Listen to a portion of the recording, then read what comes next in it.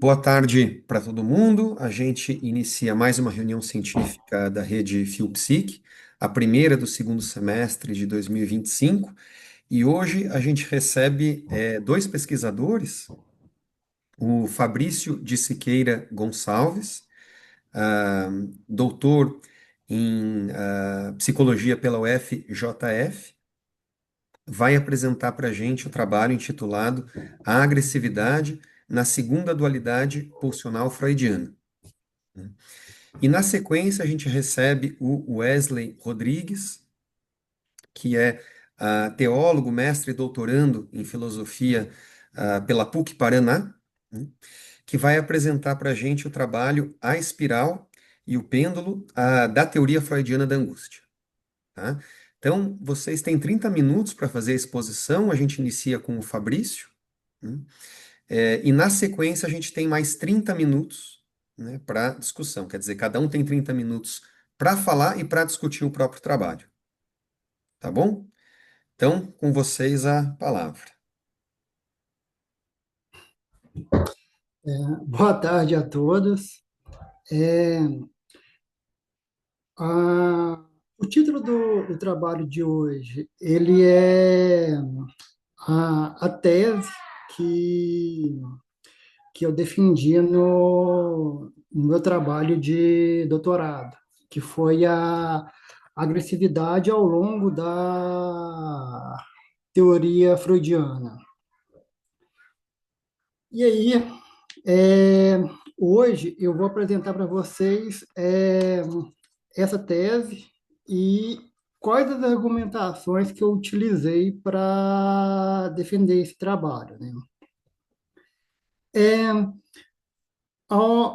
Quando é na segunda dualidade, no texto Além do Princípio do Prazer, quando Freud introduz a segunda dualidade, ele modifica a sua dualidade pulsional. Ele coloca as pulsões de morte versus a pulsão de vida. E aí a gente vê uma série de trabalhos que vai falar muito sobre a questão da agressividade como a exteriorização da pulsão de morte ou quando ela está amalgamada com a libido. É, Freud ele vai falar o seguinte, que a pulsão de morte ela atua no corpo e no psíquico de forma silenciosa, quando ela não está amalgamada com a libido. Quando ela está amalgamada com a libido ela pode neutralizar a, essa pulsão de morte, ou ela pode adquirir o aspecto de autoagressividade, ou ela pode ser expulsa do indivíduo e descarregada no exterior como agressividade. E aí eu percorri no trabalho da tese do meu doutorado sobre as argumentações de Freud que permite a gente pensar que essa agressividade ela não estaria só ligada à pulsão de morte, né? Que ela poderia estar ligada à pulsão de vida, principalmente nas pulsões narcísicas. É, Quando Freud vai nos trabalhos mais posteriores, igual a análise terminável e interminável, É, Freud vai falar um pouco sobre a pulsão de morte e ele vai falar que ela não foi bem, que essa teoria dualista dele, ela não foi bem recebida pelo movimento psicanalítico e que ela não teve a mesma certeza que as suas considerações sobre a sexualidade e sobre o narcisismo, né?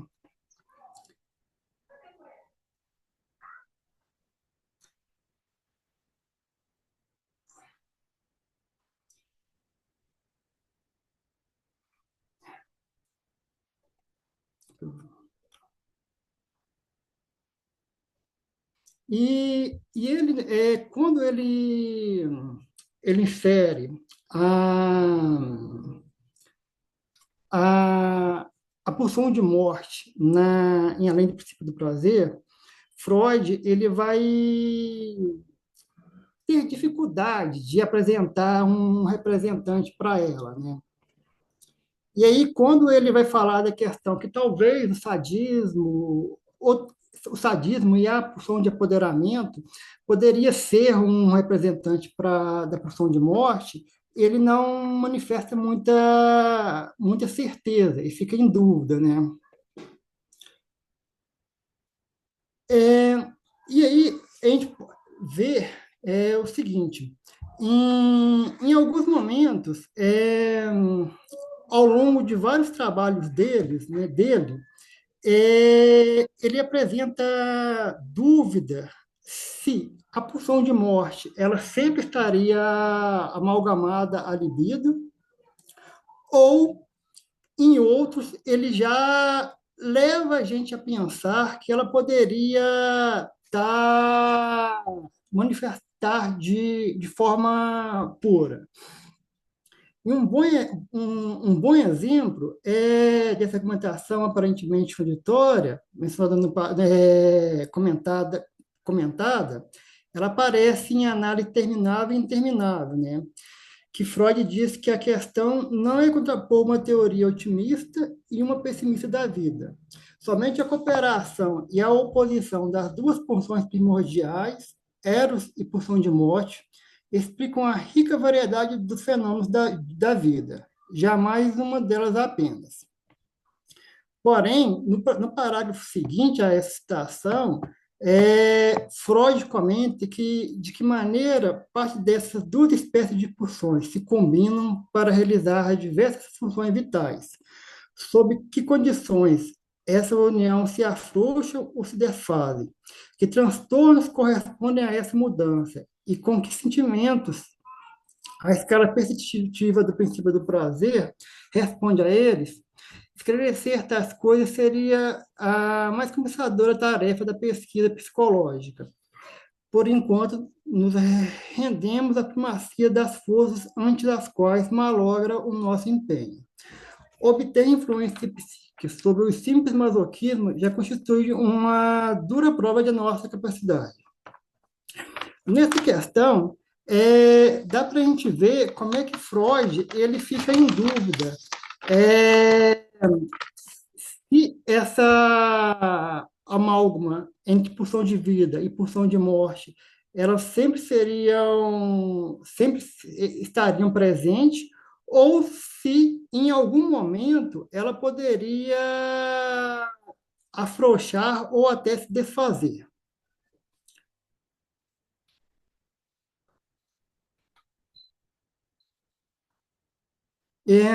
E aí, um, uma argumentação presente em Além do Princípio do Prazer, ela permite a gente pensar um pouco é, sobre essa questão. Freud vai falar o seguinte: a diferença entre as duas espécies de pulsão, que originalmente, de alguma forma, foi pensada qualitativamente, agora deveria ser determinada de outra maneira, a saber, topicamente. Ou seja, Freud ele sugere que a, a ligação entre a pulsão de morte e a libido, ela poderia se manifestar de forma diferente é, nas diferentes instâncias psíquicas.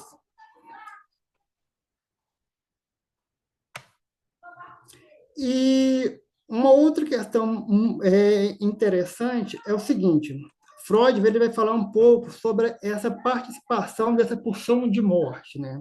Se essa pulsão de morte ela poderia apresentar de forma pura em alguns fenômenos. E um dos mais emblemáticos e mais interessante, ela aparece numa nota é, no Mal-Estar na Civilização. Freud, numa nota de rodapé, ele pergunta: surge a questão de se a satisfação de impulsos pulsionais puramente destrutivos pode ser sentido como prazer, se ocorre a pura destrutividade, sem elementos libidinais. Ou seja, Freud ele vai se perguntar se essa pulsão de morte ela poderia ser descarregada no mundo externo sem a presença da libido.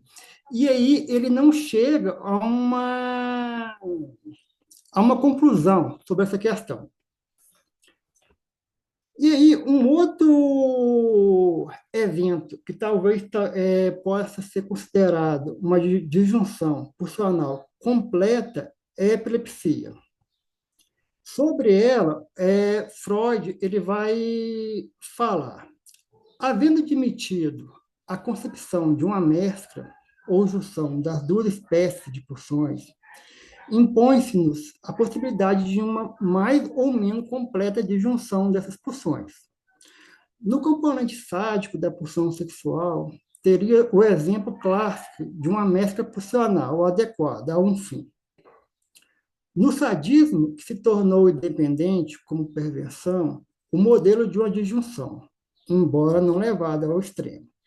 Então, se descortina para nós um largo âmbito de fato, que ainda não foi considerado sobre essa luz.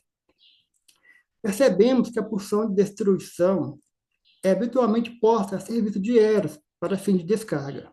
Suspeitamos que o ataque epilético seja produto e indício de uma disjunção.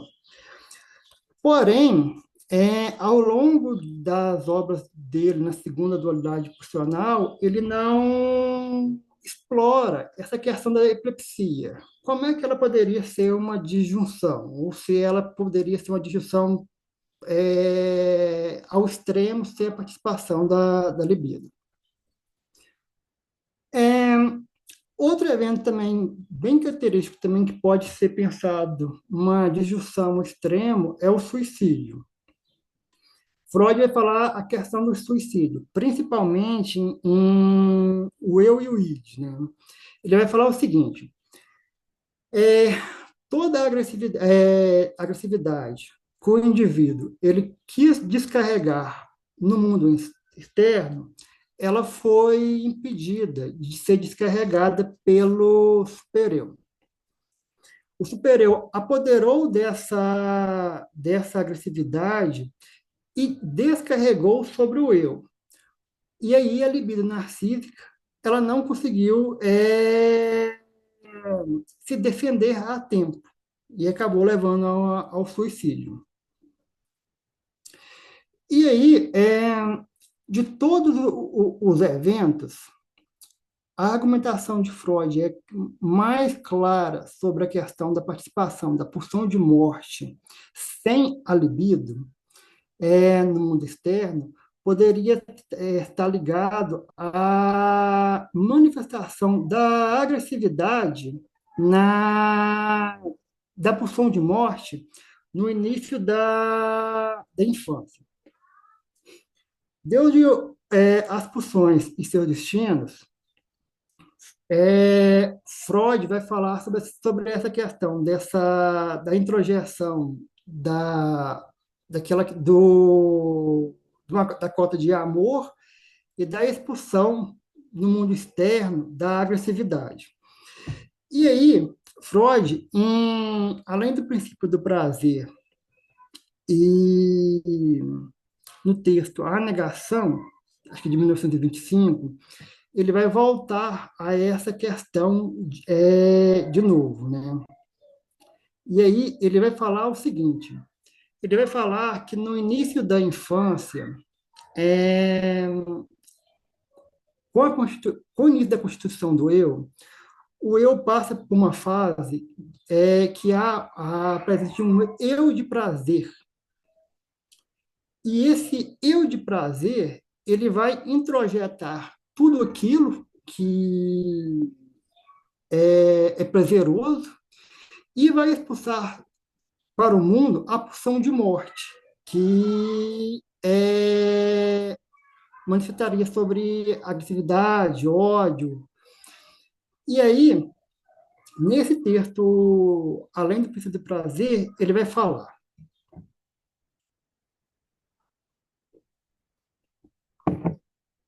de fato, poderíamos dizer que o sadismo, impelido para fora do eu, teria mostrado o caminho da pulsão sexual aos componentes libidinais. Mais tarde, esses impedem em direção ao objeto. É, e assim, essas várias argumentações aparentemente contraditórias sobre essa junção, disjunção funcional, ela vai aparecer em vários momentos da obra de Freud. E aí, eu vou falar um pouquinho também sobre a questão da pulsão de vida, né? Porque é, para propor que a agressividade ela poderia estar ligada não só à pulsão de morte, eu teria que falar essa questão de como eu cheguei a essa consideração e quais as argumentações de Freud que me permitiu levantar essa tese. E aí, quando Freud vai falar sobre a pulsão de vida, em além do princípio do prazer, é, ele apresenta um conceito meio problemático, né? Por quê? Porque as pulsões sexuais e pulsões do eu presente na primeira dualidade pulsional, ela é colocada dentro do grupo de pulsões de vida. E aí Freud vai falar o seguinte, que essa pulsão de vida, ela buscaria ligação e união. O problema é que é o seguinte, as pulsões sexuais objetais e as pulsões narcísicas, que também elas fazem parte das pulsões de vida, elas são indomáveis e egoístas. E assim, elas só buscam ligação e união quando essas pulsões elas são inibidas. E Freud, ele não problematiza esse aspecto discrepante, né, ao longo da sua teoria. Ora, ele vai falar sobre a pulsão de vida como ligação e união, ora como a pulsão sexuais mais a questão mais indomável, mais egoístas. E aí, é um autor que ele procura resolver essa questão é Lamplante, né? No texto A Pulsão de Morte, na teoria da pulsão sexual, ele vai enfatizar essa questão problemática que eu comentei anteriormente, e aí ele vai procurar uma saída para ela, que ele vai falar o seguinte, que toda pulsão é pulsão sexual, que existiria pulsões sexuais de morte, que ela estaria ligado a esse egoísmo, seria indomável, e as pulsões sexuais de vida, elas procurariam a ligação e a união. O problema dessa consideração de Laplanche é o seguinte, ele praticamente desconsidera, é, praticamente descarta a questão da pulsão de morte, né? A questão silenciosa, essa tendência silenciosa que busca ao inorgânico, né?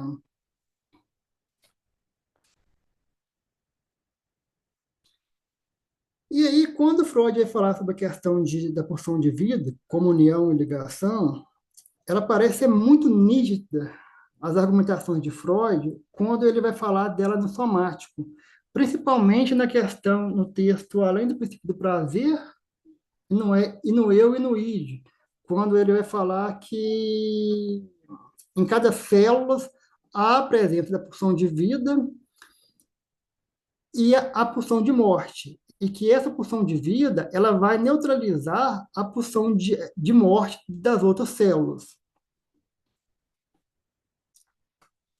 É, e aí, a gente comentando sobre a questão das pulsões sexuais, né? E aí, a gente observa, principalmente, mas no compêndio de psicanálise, mas isso é nítido em vários textos de Freud na segunda dualidade pulsional, que ele vai continuar mantendo a centralidade das pulsões sexuais para o surgimento da neurose, né? E aí ele vai falar o seguinte: talvez não estejamos errados se dissermos que o ponto fraco na organização do eu está em sua atitude para com a função sexual, como se a antítese biológica entre autoconservação e conservação da espécie encontrasse aqui uma expressão psicológica. E aí, que a gente observa também, pouco, também no compêndio de psicanálise, né? Que com a introdução da pulsão de morte, Freud busca entregar suas reflexões sobre a sexualidade, elaborada na primeira dualidade pulsional, a segunda dualidade, né? É um ponto muito marcante, nítido nisso, seria a questão da agressividade. Na primeira dualidade pulsional, Freud vai falar muito da agressividade das pulsões sexuais eram conferidas nessa fase narcísica, é, pelas pulsões do eu, as pulsões sexuais. E aí, essas pulsões sexuais, elas acabariam adquirindo essa questão agressiva, essa manifestação agressiva, sem a presença do desprazer. E quando Freud ele chega na segunda dualidade e que ele vai conferir esse aspecto agressivo, sádico, masoquista, de apoderamento das pulsões sexuais às pulsões de morte, devido à amálgama pulsional, acaba sendo uma argumentação mais forte, né? Mais fácil de considerar.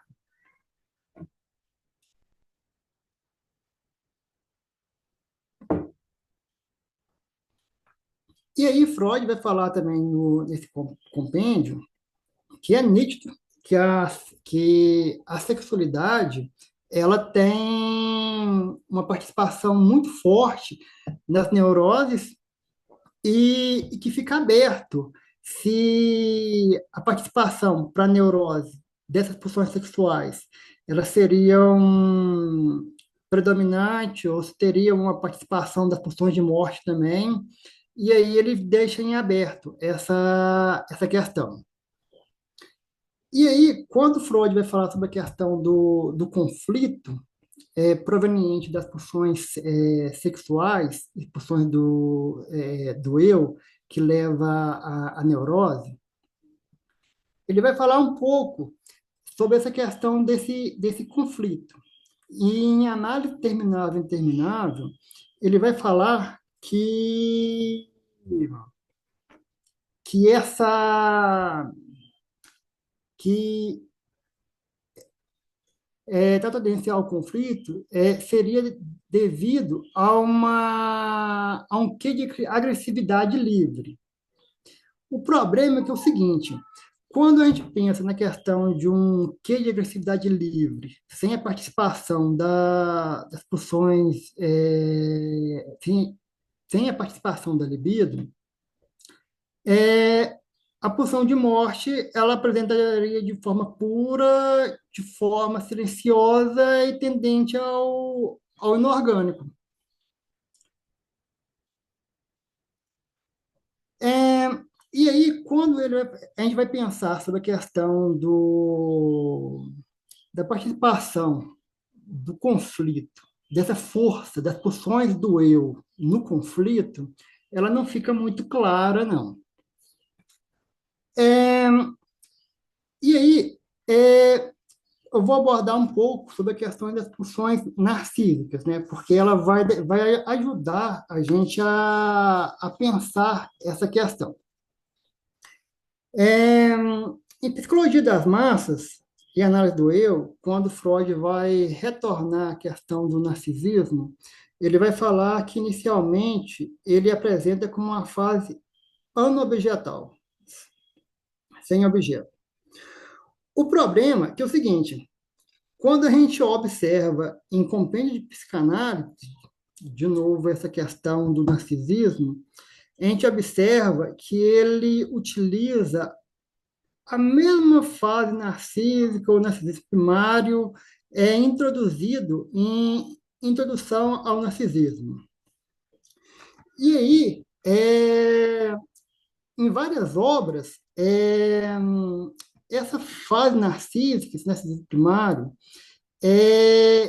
a gente vê que ele deixa resquícios no indivíduo, cuja função principal seria preservar sua singularidade diante das influências externas, garantir sua autopreservação, limite do outro, da civilização, além de proteger o indivíduo de frustrações, né? E aí, a gente leva a pensar o quê?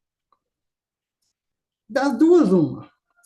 Ou esse requisito de narcisismo, ele de uma forma ou de outra, ele vai mobilizar a pulsão de morte, ou esse resquício de narcisismo, ele vai apresentar como manifestação agressiva e hostil sem a presença da pulsão de morte. É, e aí, vamos pensar a questão de todos dos argumentos que Freud utiliza para falar sobre a questão da pulsão de morte presente no eu, que ele vai ajudar a gente a responder essa questão que eu coloquei há pouco. É, Freud ele vai falar o seguinte, que a pulsão de morte ela atua no eu de três formas, né? Essa pulsão de morte ela pode se ligar à libido, e assim, a libido ela neutralizaria a pulsão de morte atuante no eu. Essa pulsão de morte ela poderia ser expulsa do eu pela, pela libido narcísica e ela ou seria introjetada no supereu ou seria descarregada no mundo externo. Ou essa pulsão de morte, impedida de descarregar no mundo externo, além dela ser introjetada pelo supereu, ela também poderia ser introjetada pelo eu. Um texto que assim que é muito interessante, que é o Compêndio de Psicanálise, que Freud vai trabalhar sobre essa questão, e assim, e ele vai deixar bem claro que essa pulsão de morte realmente ela poderia ser introjetada pelo eu. E aí, seria interessante a gente abordar dois pontos antes de finalizar, que seria a identificação e a sublimação. O Caio, no caso, eu teria quantos minutos ainda? Olha, os minutos, eles praticamente se esgotaram, mas segue para concluir. Beleza. Seguinte, é, quando Freud vai falar sobre a questão da sublimação e da identificação, ele vai falar o seguinte: as duas, quando acontece a sublimação e a identificação, ela vai ocasionar uma dessexualização. A, o eu, ele introjetaria essa libido, e essa pulsão de morte, ela poderia ser ou descarregada no mundo externo, ou ela poderia ser introjetada pelo superior. E aí, Freud, quando vai falar sobre. São duas cartas, vou falar muito rapidinho delas, que é a carta a Mary Bonaparte, de 27 de maio de 1937, ele vai falar o seguinte: que essa sublimação, a pulsão agressiva, ela é possível, e que existem vários eventos que justificariam essa sublimação. Porém, quando é na carta, no mês seguinte, que é de 17 de junho de 1937, Freud vai falar o seguinte, que essa é uma questão que precisaria ser pensada com mais cuidado, antes de ser enviada para publicação. E aí, devido a essas argumentações que eu conversei com vocês ao longo dessa apresentação, ela, ela permite a gente pensar que essas pulsões libidinais elas também poderiam manifestar sobre a agressividade e que muitas vezes elas estariam ocorreria essas manifestações agressivas e hostis dessa libido narcísica, e essa pulsão de morte, ela se ligaria a esses eventos que manifestam no mundo externo, é, como uma forma dessa pulsão de morte achar uma forma de se expressar e se descarregar. Gostaria de agradecer a apresentação, a atenção de todos e me desculpe por ter excedido um pouco nos minutos. Obrigado, Fabrício, pela exposição. A gente pode retomar eventualmente alguns pontos no debate, mas eu passo diretamente a palavra para o Wesley Rodrigues, que vai apresentar o trabalho A Espiral e o Pêndulo da Teoria Freudiana da Angústia. Por favor, Wesley, se quiser compartilhar a tela, fica à vontade. Ah, tá bem. Vou compartilhar sim. Tá aí. E acho que todos já conseguem ver. Deixa eu só ver como é que eu faço para expandir essa tela. É, acho que é. Eu acho que ali embaixo você tem um ícone, Wesley. Acho que foi, né? Isso, aham. Perfeito. Foi, né? Todos conseguem me ouvir, não é? Sim. Tá bem. Deixa eu só assim dar uma cronometrada aqui para eu não me perder. Gente, obrigado.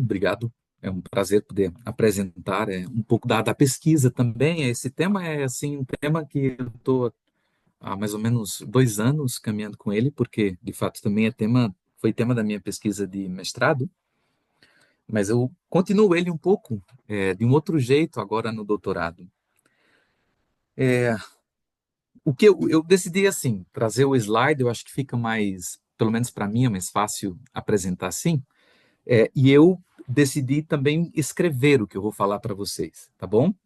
Então, se eu de repente ler muito rápido e não der para compreender, por favor, me deem um toque, tá bom? Eu espero que vocês consigam me acompanhar, né? Espiral e o pêndulo da angústia, esses dois termos são termos que eu pego do professor Monzani, são conceitos com os quais ele trabalha, em especial o pêndulo ele retira um pouco ali também já de Laplanche, mas eu acho que levando essa ideia até as últimas consequências. Então, naturalmente, já dá para ver a influência dele no meu trabalho. É, é, a pergunta que eu quero seguir é se existe uma teoria da angústia no pensamento de Freud. Essa pergunta eu faço pensando assim na distinção entre o que é uma teoria e o que é uma hipótese, né? Assim, teoria eu penso que de modo geral e superficial, quando a gente pensa que você tem assim uma apresentação de um determinado conceito, da história de um conceito, uma perspectiva desse conceito assim mais terminada, mais concluída. Não que uma teoria não possa ser modificada com uma hipótese, mas hipótese me parece que tem um caráter mais transitório, né? De tentativa. Então, a teoria pode ser modificada, mas ela deveria ter uma certa coerência interna. Então, essa é a pergunta que eu faço no final das contas. Será que em Freud se encontra, de fato, uma apresentação ou um discurso sobre o afeto, sobre a angústia de maneira coordenada, assim, coerente, né? Então, um pouco sobre isso. Dizer para vocês que, ao longo, já, assim, quando se vai em Freud ler, assim, essa rede discursiva sobre o afeto da angústia, de fato, parece que ela tem assim algumas imprecisões, né? Aqui no texto eu coloquei contradições, mas eu acho que talvez contradição é uma em específico, né? Que eu vou apresentar ao longo do texto. Mas sim, ela às vezes é difícil, né? Assim, porque ela vai ficando um pouco despedaçada na medida que você acompanha, em que você acompanha a obra. É, Só que para tentar resolver, né, essas imprecisões, surgem os intérpretes que tentaram resolver essas imprecisões, em especial Laplanche, com quem no meu texto eu dialoguei mais, surgem outras perguntas importantes que eu também vou perseguir aqui, que assim, ó, Laplanche resolve uma determinada imprecisão, que é assim, a perspectiva de que inicialmente, na teoria freudiana até 1926, você tem uma perspectiva econômica da teoria da angústia, e que após 1926, e você então tem outra, que é mais uma perspectiva funcional, e haveria então um abandono, ainda que parcial, haveria um abandono da perspectiva econômica da teoria da angústia. Laplanche um pouco resolve isso assim, dizendo que então você não tem uma teoria, você tem duas teorias da angústia no pensamento de Freud. Então, assim, eu faço a pergunta, será que existem mesmo duas teorias, né, da angústia? Será que ao dizer que há duas teorias você resolve de fato o problema? Né? E uma eu já fiz, que é se o caráter teórico da angústia tem assim, digamos, se tem mesmo um caráter teórico, então, esse discurso, né? Então, um dos problemas fundamentais no interior do discurso sobre angústia ocorre na relação deste afeto com a repressão, né? Isso porque Freud parece defender, até 1926, que este afeto é reflexo do acúmulo energético de quantidade que decorre da impossibilidade de ligação da libido com o objeto. De acordo com os movimentos teóricos até aquele instante, o acúmulo libidinal, que produzia desprazer, era resultado da repressão. Desde essa perspectiva econômica, é como se a angústia fosse reflexo da repressão. E eu penso que aqui isso fala muito da angústia automática, né? No entanto, em Inibição, Sintoma e Angústia, Freud reformula sua perspectiva. A angústia não seria decorrente da repressão, mas sua causadora, partindo, portanto, de uma perspectiva funcional, né? Então é aí que Laplanche termina assim compreendendo que há duas teorias. No entanto, pela nossa leitura, né, seguindo o método epistemológico de Monzani, que mais adiante será melhor apresentado, compreendemos que a divisão da teoria em duas não se sustenta, né? Isto porque o abandono, ainda que parcial, da perspectiva econômica retiraria seu fundamento metapsicológico. Então, aqui uma coisa assim que já está como base da leitura que eu fiz, das construções que eu vou fazendo sobre esse tema, que assim, é, o fundamento metapsicológico da psicanálise freudiana, ela deve se sustentar do início ao fim da teoria dele. Como se Freud, de fato, nunca tivesse abandonado uma certa fundamentação econômica e dinâmica, né, do seu pensamento, mesmo quando ele começa digamos assim, trabalhar mais com perspectivas topológicas, né? Então, um abandono, ainda que parcial, de uma certa fundamentação econômica da angústia retiraria o fundamento metapsicológico dessa teoria, né? Essa é a nossa, digamos assim, uma ideia que eu defendo e persigo, né? Para a prática clínica, a nova lógica estabelecida por Laplanche nos parece suficiente. Afinal, Aí onde há expressões psíquicas decorrentes de repressão, subtende-se a presença da angústia como causa, né? No entanto, quer dizer, para quem está só praticando clínica, essa perspectiva da segunda teoria é interessante, porque você começa a subentender que, de fato, aí onde aparecem os fenômenos decorrentes de repressão, recalque, você tem angústia, né? Então, só que termina sendo uma prática clínica que não se sustenta teoricamente, com uma teoria, de certo modo, assim, impreciso, né? No entanto, ao aceitar a solução da divisão teórica, aceitar-se-ia uma prática clínica cuja base teórica tem fundamentos incoerentes, no mínimo, né? Então, eu queria falar um pouquinho do método de leitura do Monzani e quais são algumas contribuições que ele traz para a minha leitura. Tá dando para entender? Eu tô falando lento, gente. Então, vamos lá. Luiz Alberto Monzani leva em consideração o caráter de inconclusão dos textos de Freud, né, ao pensar as construções teóricas dessa obra a partir de movimentos, né? É como se, apesar do Freud trabalhar problemas específicos, tarefas específicas em cada um de seus textos, é como se esses textos estivessem de fato em movimento, né? São tentativas de resolução de problemas específicos, tanto em questões da prática clínica quanto internas à própria teoria psicanalítica. Apesar deles concluírem algo, eles têm ainda caráter inconclusivo, né? Eles estão em movimento, né? Isso é bem importante, eu acho que, na aproximação dos textos de Freud. E é comum perceber em obras posteriores a reordenação e reintegração de posições anteriormente oferecidas. Esse modo de trabalho de Freud oferece à psicanálise a qualidade de ciência ou saber em desenvolvimento. Quer dizer, isso é bem importante. Eu vou dar ênfase nisso porque eu usei muito essa perspectiva de reintegração de dados, no sentido em que parece que Freud não abandona conceitos fundamentais, nunca, e que ele resgata lá atrás, os reintegra. De modo que parece que, às vezes, para compreender aspectos presentes de um determinado aspecto da teoria freudiana, você precisa reintegrar com elementos anteriores. E há elementos anteriores do pensamento de Freud que melhor se compreendem após alguns movimentos terem sido reintegrados, né?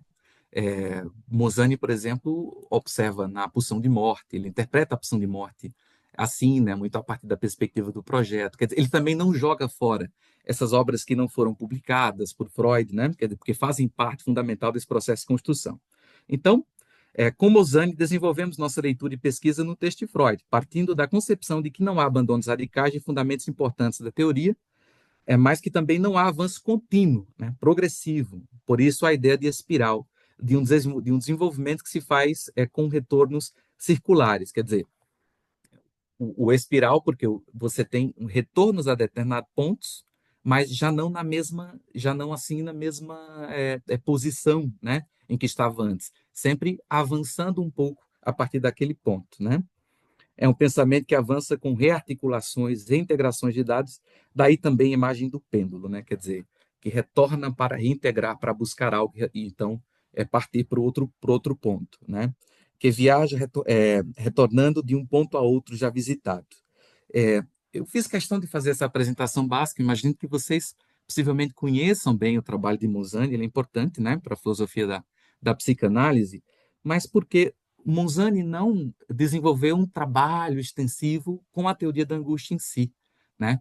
Mas eu peguei o método dele assim, quase como um discípulo mesmo, o que me ajudou muito, e fiz uma aplicação também assim na mesma ordem da radicalidade com que ele aplicou essa perspectiva dele em outras obras. Eu faço questão de dizer radicalidade porque Laplanche já tinha essa perspectiva de movimentos, mas o próprio Laplanche, em algum momento, parece não utilizar essa perspectiva de que Freud não abandona conceitos fundamentais, né?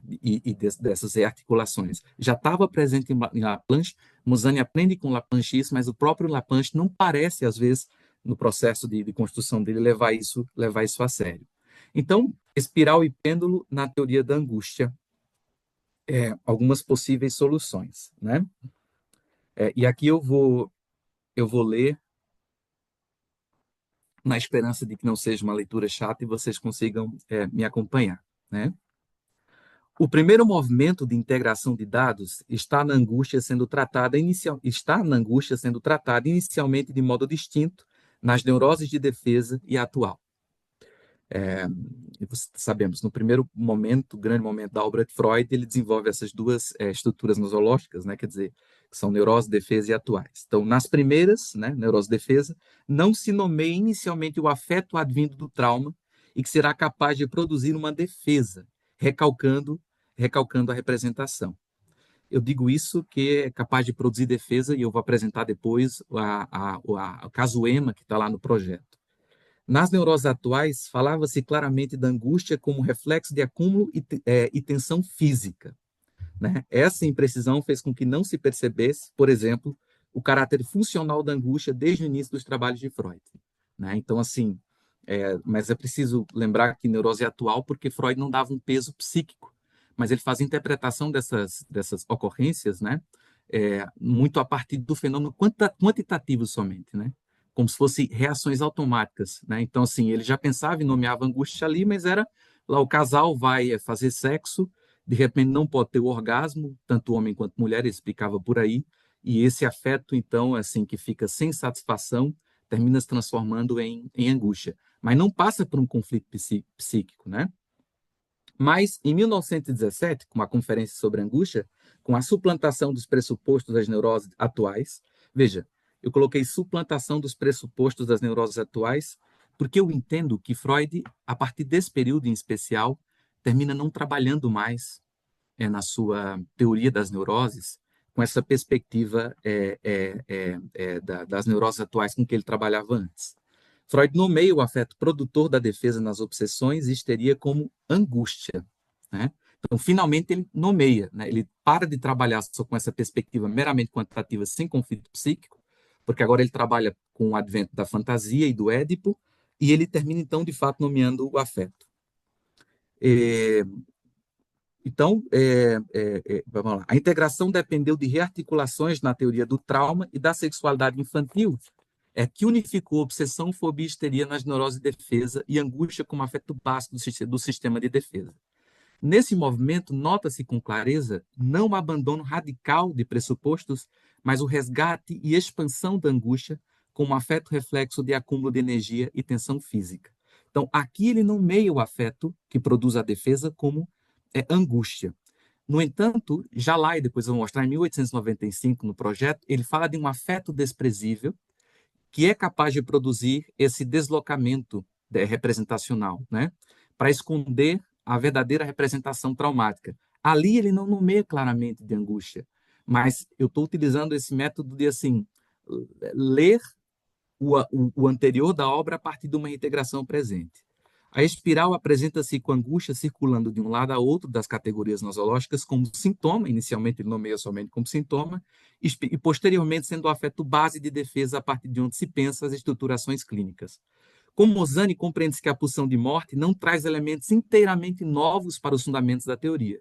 O reflexo da inserção de pulsão de morte em 1920 para angústia somente indica que esta reage em um conflito em relação a um ético negativo e positivo, né? E aqui dá uma conversa interessante depois com o Fabrício, né? A perspectiva de que a pulsão de morte tem a capacidade de radicalizar também o ruído da pulsão de vida ou da libido, né?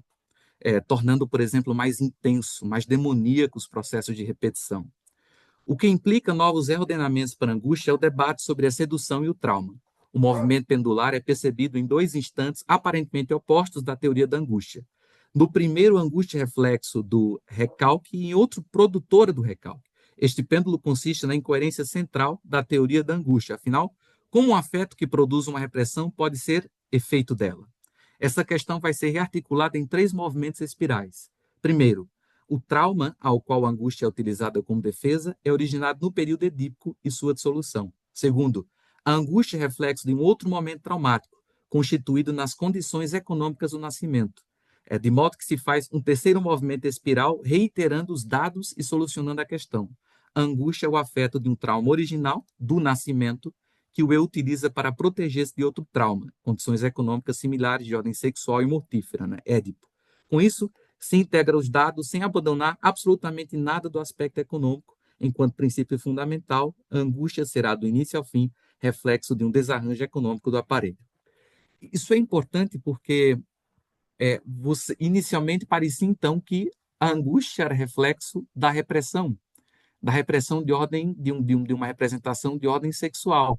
Mas como é que a angústia pode ser o afeto que causa repressão e, ao mesmo tempo, ser reflexo da repressão? E aí entende-se, então, Freud consegue articular. Em 1917, ele fala da relação da angústia com trauma, mas não está tão claro, com trauma do nascimento. Em 1926, então, Freud chega à conclusão de que o que produz, o que forja o afeto da angústia no sentido ontogenético é justamente o nascimento da criança. Ali, aquele afeto advindo do trauma é o que produz a angústia. Depois, o eu vai utilizar esse afeto, essa informação mnêmica, para então se proteger de outras experiências que são similares no aparelho, experiências traumáticas. Então, o eu utiliza esse afeto advindo do trauma para proteger-se tanto de, digamos assim, experiências de risco externas, como experiências de risco interna. O protótipo dessa experiência de risco interna termina sendo o trauma vindo do Édipo, tanto no sentido positivo quanto negativo, né? E aí você termina, então, de alguma maneira, entendendo como que um afeto que advém do trauma pode também servir como defesa contra o trauma, porque não é do mesmo trauma que se fala, né, que se diz. Eu acho que no 5, a hipótese do caráter funcional da angústia no projeto, eu fiz questão de colocar isso para falar um pouco para vocês também, porque o Laplanche parte do pressuposto de que esse aspecto funcional da angústia parece surgir a partir de 1926. Ali na Problemática 1, que é o texto que ele trabalha a angústia, ele diz isso assim, só que quando leio o projeto, eu particularmente, realmente, como falei antes, encontro já essa perspectiva funcional no uso da angústia, do afeto da angústia, como assim, uma proteção, né? Já como forma de defesa. Então, assim, para melhor justificar a hipótese que o aspecto funcional da teoria da angústia estava presente no pensamento de Freud muito antes de 1926, recorro à descrição do caso Emma no projeto. Emma acha-se dominada atualmente pela compulsão de não poder entrar nas lojas sozinha. Como motivo para isso, estou aqui citando o próprio Freud, né? Como motivo para isso, apresentou-se uma lembrança da época em que tinha 12 anos, pouco depois da puberdade. Ela entrou numa loja para comprar algo, viu dois vendedores, de um dos quais ainda se lembra, rindo juntos, e saiu correndo, tomada de uma espécie de afeto de susto. Em relação a isso, terminou recordando que os dois estavam rindo das roupas dela e que um deles a havia agradado sexualmente. Então, fecha aspas, né? É a este acontecimento que a própria Emma localizava como causa de seus sintomas, que é apontado por Freud como efeito do processo de defesa patológica. Abre aspas novamente, cita o próprio Freud. Como se sabe, o resultado do recalcamento histérico se distingue profundamente do da defesa normal, que se conhece com exatidão. É um dado de observação geral que evitamos pensar em coisas que despertam unicamente desprazer. E o fazemos desviando o pensamento para outras coisas. Se conseguirmos, porém, consonantemente, fazer com que a ideia B, incompatível, surja raramente em nossa consciência, por tê-la mantido tão isolada quanto possível, ainda assim jamais conseguiremos esquecer B a ponto de nenhuma percepção nova reavivar sua lembrança. Ora, tampouco na histeria é possível evitar semelhante ativação. A única diferença consiste no fato de, então, em vez de B, A sempre se torna consciente, isto é, catexizada. É, portanto, a formação simbólica desse tipo estável que constitui a função que ultrapassa a defesa normal. Fecho aspas. Eu estou aqui, são fragmentos do projeto, tá? O que se percebe é que a primeira cena localizada por Emma como causa de seu sintoma é, na realidade, uma representação simbólica A, utilizada pelo aparelho, em específico pelo eu, para protegê-la de uma representação B que está, de fato, relacionada com a cena original do trauma. Esta cena original B, no caso de Emma, tem relação a um acontecimento anterior, né? Então, aos 8 anos, ela havia sido assediada por um comerciante que chegou a tocar-lhe as partes genitais. O recalque, apontado no projeto como defesa patológica, trabalha tornando inconsciente a representação traumática, deslocando o afeto, condensando a uma outra representação, como no caso exposto. Emma sente toda a angústia da cena B na cena A por causa do recalque. Nomeamos o afeto traumático de angústia, assim como Freud, referente a Emma, o fez no projeto. Cito novamente Freud. A lembrança despertou que ela certamente não era capaz na ocasião. Uma liberação sexual que se transformou em angústia. Devido a essa angústia, ele temeu que os vendedores da loja pudessem repetir o atentado e saiu correndo. Fecha aspas. São percepções como estas que fazem Freud afirmar o que se lê no slide, né? Então, eu agora leio o slide para vocês. Uma vez atribuí certo valor à explicação de que o investimento retirado no custo da repressão é que seria utilizado para a descarga da angústia. Hoje isso... Peraí, desculpa, tava lendo o slide errado. Não haveria aqui nada para atinar, é uma parte do projeto mesmo, né? E, é...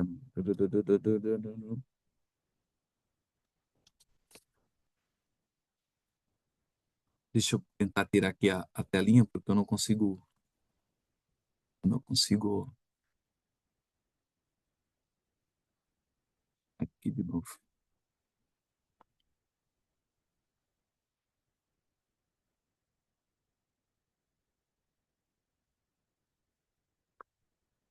Eu perdi o slide. Caio, você consegue resgatar ele aí para colocar na tela? Olha, a gente está vendo o seu slide aqui na página 5. Pelo Ah, menos eu vocês estou estão vendo a hipótese do vendo caráter funcional da angústia no projeto. isso. Eu que não vejo mais. Eu que não vejo mais. Então tá bem. Então eu vou continuar aqui na folha e depois, quem sabe, te peço ajuda Certo. para você passar, né? Vamos. Então vocês estão na 5, né? Isso, slide 5.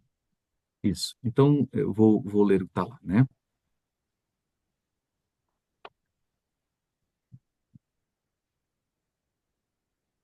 Não haveria aqui nada para atinar e para prosseguir na construção se a experiência clínica não ensinasse dois fatos. Primeiro, a repressão diz respeito, sem exceção, a ideias que despertam no eu um afeto penoso, né, desprazer. Segundo, ideias advindas da vida sexual.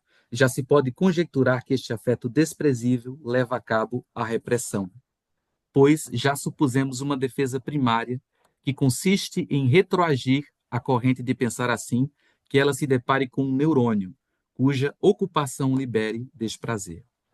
Naturalmente, Freud não está aqui nomeando esse afeto desprazeroso, é de angústia.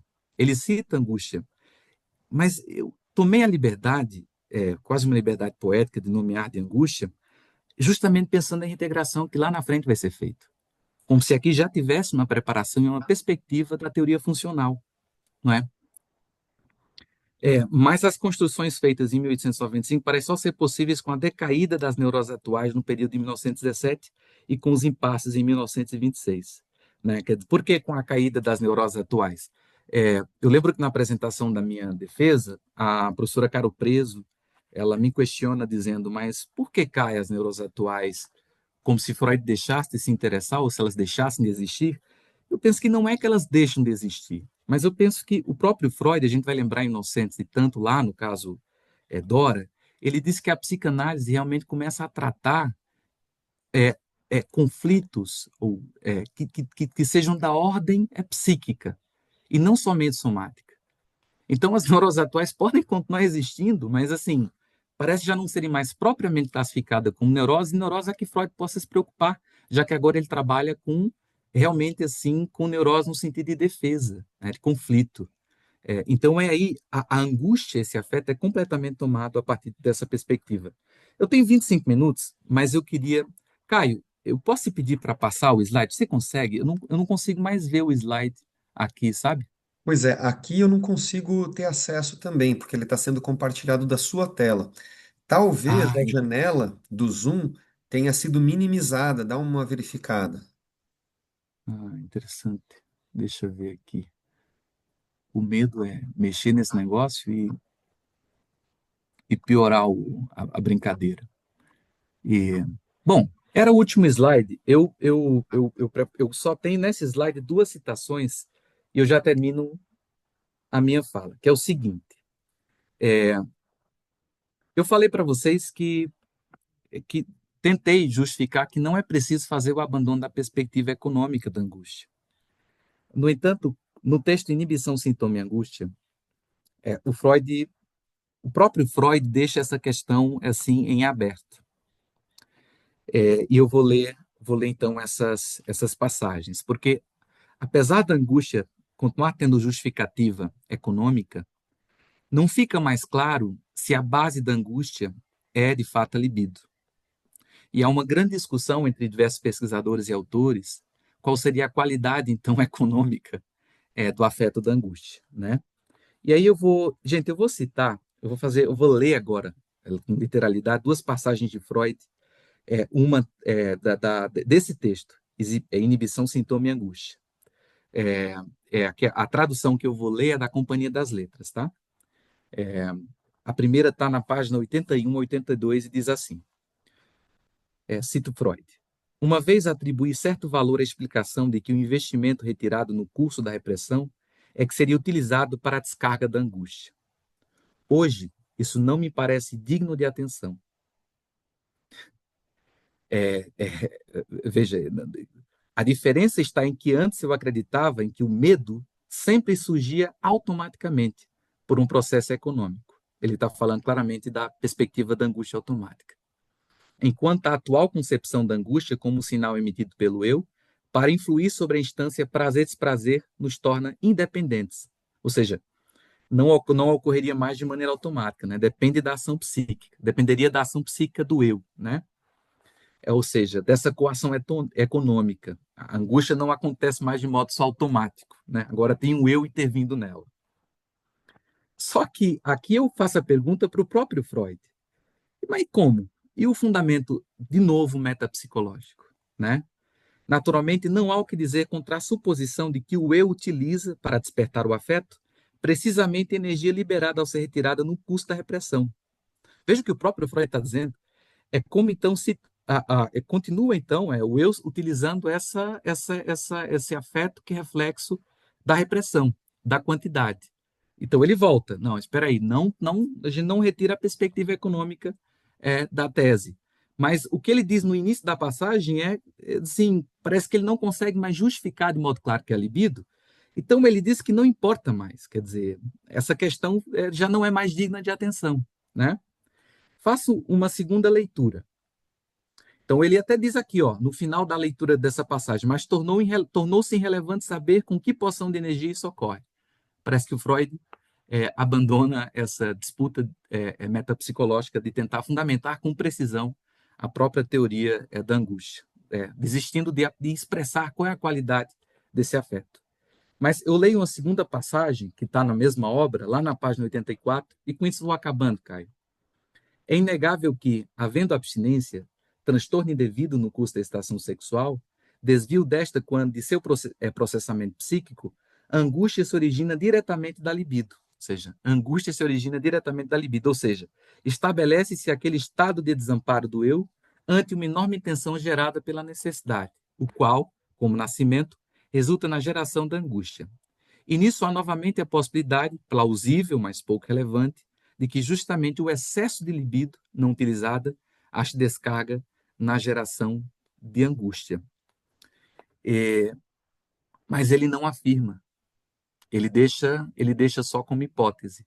Então, o resultado um pouco desse meu tempo de pesquisa é que não fica claro. Parece que fica assim para a posteridade, porque mesmo em texto de 1932, no compêndio lá, nas novas conferências, isso não é diretamente tratado. Eu queria, para terminar, apontar uma imprecisão do próprio Freud, que é na sua teoria do eu. Na tradição cartesiana, ou mesmo na psicologia da consciência, se pensa o eu como pura consciência, como uma unidade substancial clara para si mesma, organizada. Em Freud, ainda que o eu seja pensado topologicamente como uma instância do aparelho mental, não deixa de ser da ordem de uma força, pensada economicamente de modo dinâmico. É descrito como superfície que é responsável por reagir ao princípio de realidade, porque é também reação automática à dor e ao desprazer. Nesse sentido, ao dizer que o eu é o lugar da angústia, não se está desfazendo da noção da angústia automática. Me parece muito mais uma integração. De modo que, se o eu é fundamentado a partir da perspectiva econômica, é o lugar da angústia. O eu passa a ser o próprio fundamento metapsicológico para este afeto. Não há abandono, de novo, somente a integração. A angústia é um afeto instrumento de sobrevivência do eu, só que agora reagindo a objetos externos e internos que produzem perigo. Eu acho que eu assim forço Freud nesse aspecto, porque em alguns momentos do texto, na sua teoria do eu, em especial, fica muito claro, por exemplo, no Dostoiévski, o parricídio, Freud fala do eu como unidade, como se traísse a si mesmo no sentido do seu próprio vocabulário, de sua própria semântica, assim, ao tratar do eu. Então, eu acho que teria sido fácil para ele afirmar que o eu é ainda essa reação automática, quantitativa, porque o eu é quantidade. Né? O eu é um complexo também associativo dentro da sua própria perspectiva teórica. Mas parece que não teve coragem, ao meu ver, de afirmar, talvez pelas discussões da época, né? E, então, assim, fica, gente, um pouco aí do meu trabalho e deixo essas questões que acho que estão em aberto para saber o que vocês pensam, né? Tá bem? Obrigado, Obrigado pela escuta. obrigado, Wesley. Você conseguiu ter acesso ao slide ou não? Não, mas eu consegui, tinha um stop Ah, lá para você eu conseguiu dar o consegui stop, tirar então ele, tá eu certo. consegui? Conseguiu. Bom, então obrigado, né, ao Wesley, ao Fabrício. Como eu estou com a palavra, eu já vou aproveitar para colocar duas questões aqui, muito objetivas, né? Talvez uma menos do que a outra. A pergunta para o Fabrício, né? Em um dado momento da exposição, Fabrício, você estabelece uma relação entre a agressividade e o narcisismo, né? Você desenvolve uma parte, mas eu não entendi muito bem, né? A hora que você vai falar lá do eu prazer, o eu de prazer, né, como você colocou, parece entrar a questão do narcisismo aí, mas não ficou muito claro para mim em que medida, né, ele se articula com a questão da agressividade. Queria que você detalhasse um pouco. E para o Wesley, talvez uma questão um pouco mais complexa, que exigiria uma conversa, quem sabe, um pouco mais longa, é a seguinte: ao pensar o Estatuto da Angústia na metapsicologia freudiana, me parece essencial pensar o estatuto de um outro conceito, muito menos discutido e muito menos comentado. Eu tenho me interessado bastante por ele nos últimos meses, que é o conceito de afeto e sentimento, né? Em alemão, Freud vai falar Affekt, né, e Gefühl. Essas são as duas palavras que ele usa para designar essas entidades. Às vezes ele usa uma outra palavra também, mas é muito raro, né, que é Gemütsbewegung, né, traduzido por emoção, né, ou Emotion, né.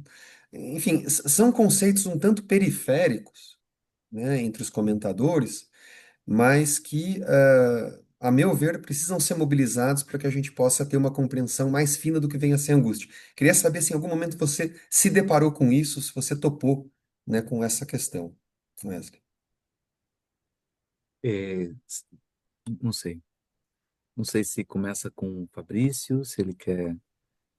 Podem se resolver, fiquem à vontade aí. Uhum.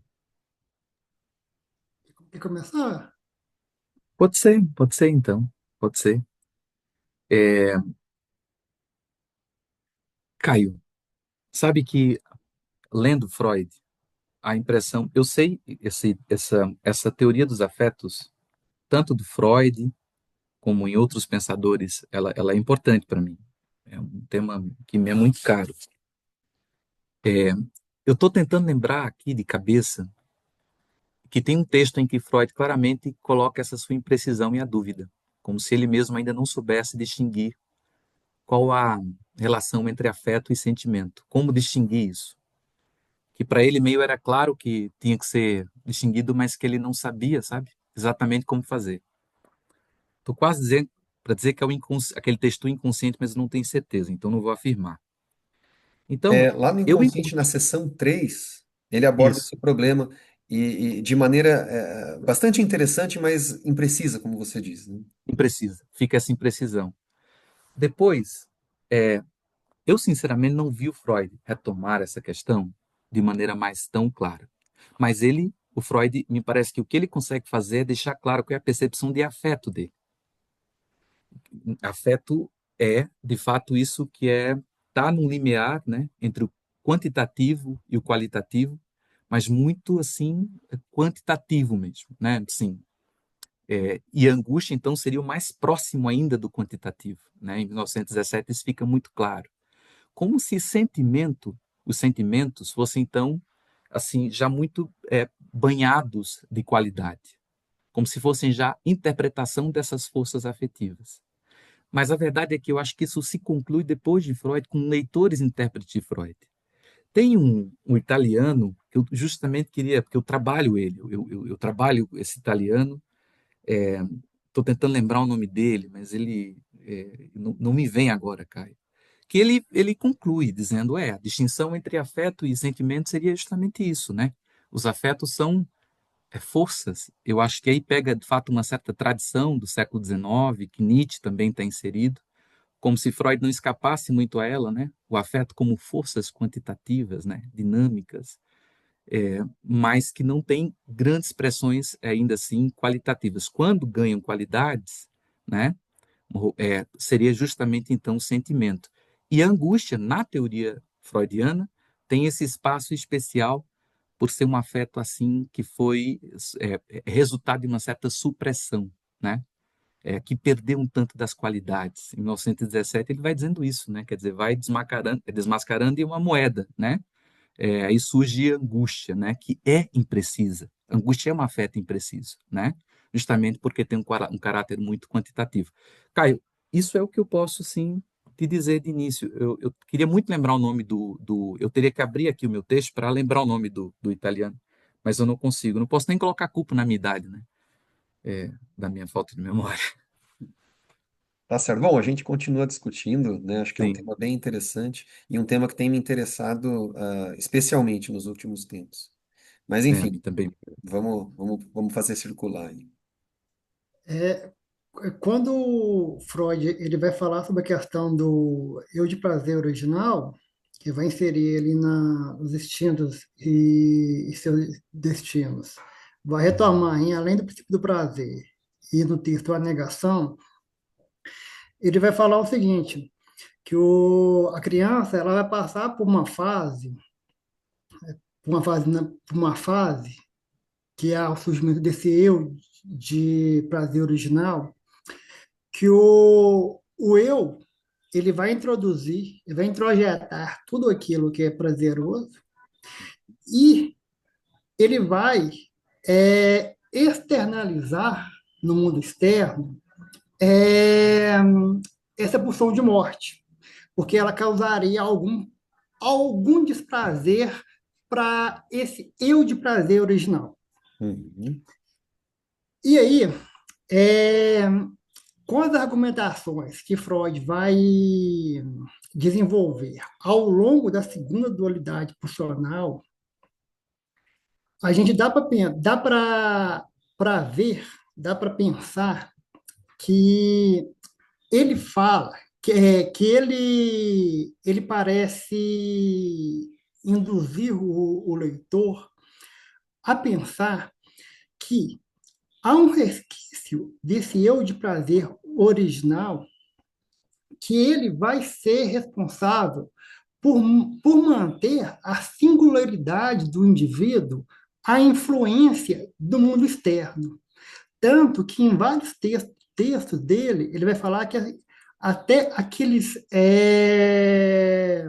objetos de prazer, ele vai ser odiado, porque ele vai ter um quê de estrangeiro, né? E esse resquício de eu de prazer original, dessa fase narcísica, ela seria também responsável por manifestar hostilidade ao outro, à civilização e proteger o indivíduo da frustração. E um argumento que eu acabei não citando, porque não acabou não dando tempo, que Freud vai falar aqui dessa questão desse narcisismo, que ele vai falar o seguinte, que a única relação que ela é livre dessa hostilidade, dessa manifestação agressiva, seria a relação da mãe com o filho homem. Eu estou utilizando filho homem por quê? Porque Freud vai falar que o seguinte, que a mulher, quando ela tem um filho homem, ela seria como se ela tivesse recebendo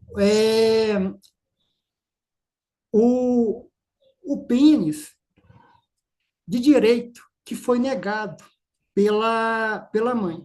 E quando é uma filha, Freud já não comenta essa questão. E aí, Freud vai falar uma série de.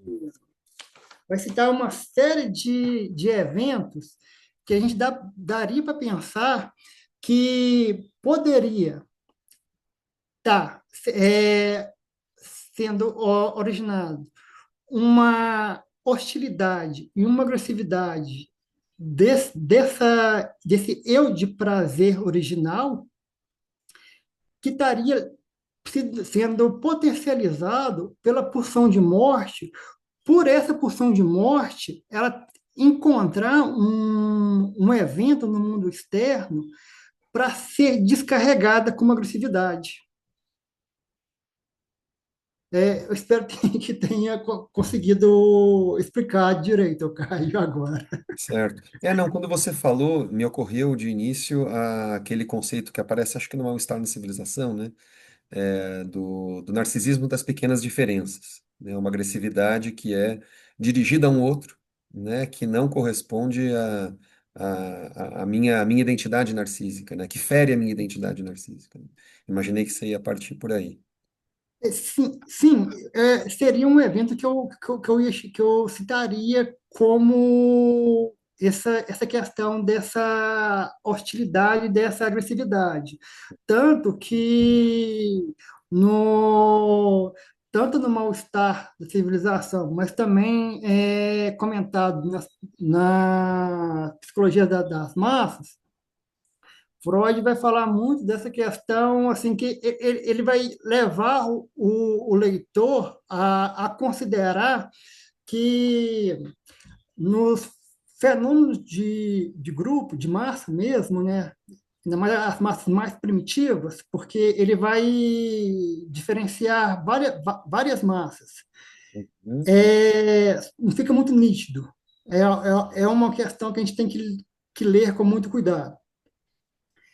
E aí ele vai falar o seguinte, ele vai levar o leitor a pensar que, do mesmo jeito que poderia estar acontecendo com esse indivíduo, que ele vai manifestar agressividade, hostilidade ao outro, ao mundo externo, às fontes de prazer, ela também poderia estar acontecendo na massa, que a massa ela acabaria se comportando como se fosse um indivíduo, como se fossem células, cada pessoa se fosse células que formariam um organismo. Tá certo. Bom, obrigado, Fabrício, também pela resposta. Né? Tal como aconteceu com o Wesley, a gente poderia continuar conversando, mas eu vou passar a palavra para o Richard e, na sequência, para o André, que estão com as mãozinhas levantadas. Ok, obrigado Fabrício e Wesley pelas apresentações. Eu tenho uma questão para o Fabrício, a primeira, Fabrício, na verdade é,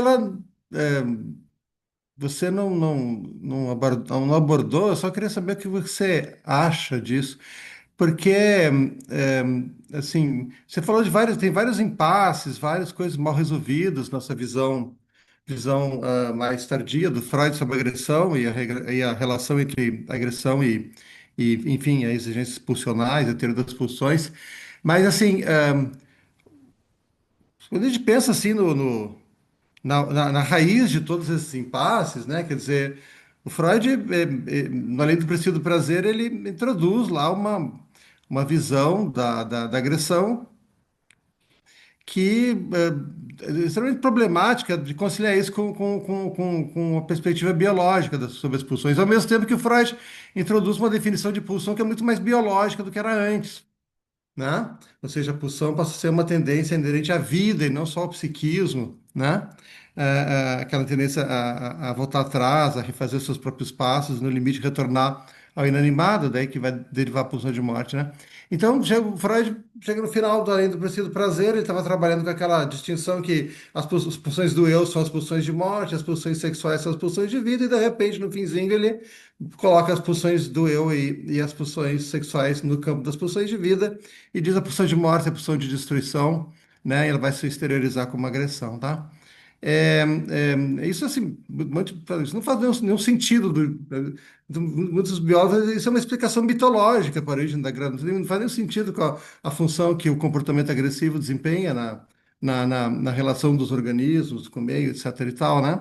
E vai ser criticada. A ideia de que a agressão simplesmente fazia parte era uma expressão das pulsões do eu, né? Ou seja, as pulsões de autopreservação fazia muito mais sentido do ponto de vista biológico, né?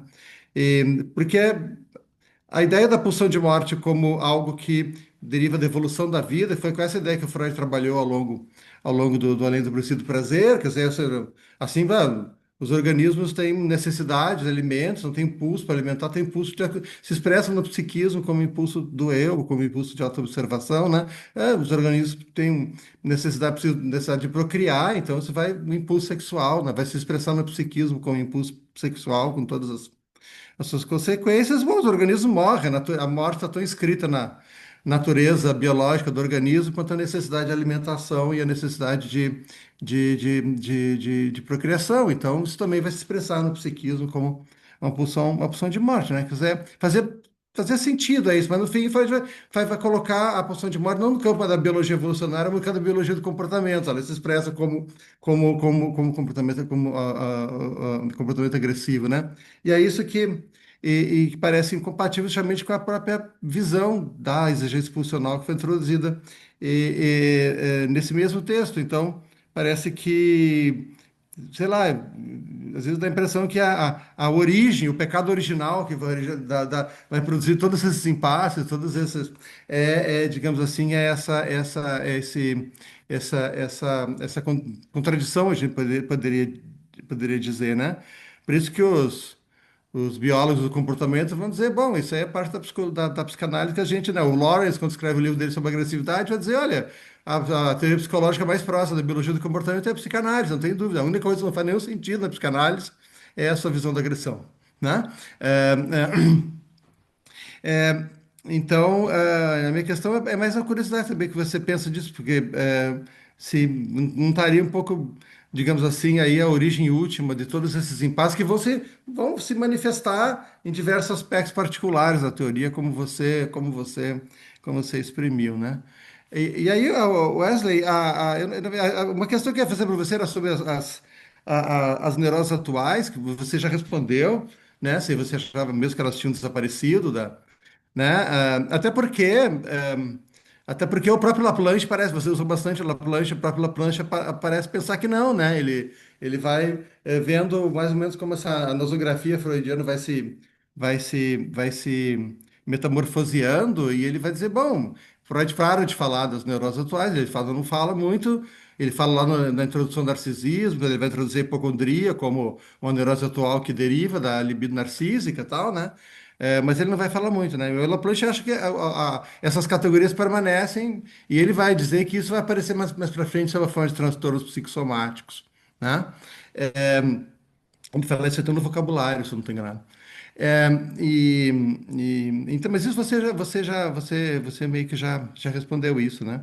Aí a outra questão que eu ia fazer também, aí meio que o Caio já adiantou, que era justamente a relação entre angústia e afeto, porque você mencionou o projeto, né? E lá no projeto Freud fala de afeto, mas afeto no projeto é praticamente sinônimo de angústia, né? Ou seja, afeto aquela é a reação, é o processo psíquico que deriva da vivência de dor, assim como o desejo é o processo psíquico que deriva da vivência de satisfação, né? E não tem nada a ver com libido ali, porque não tem libido na origem, não tem sexualidade infantil ali no projeto, então a libido não participa do processo de desenvolvimento do aparelho psíquico, né? Ela só vai aparecer mais tarde, justamente por isso que a sexualidade vai ser potencialmente traumática, por causa desse caráter tardio da emergência da sexualidade, né? Eu me pergunto, aproveitando o gancho do que o Caio falou, se essa visão mais tardia de Freud sobre a angústia que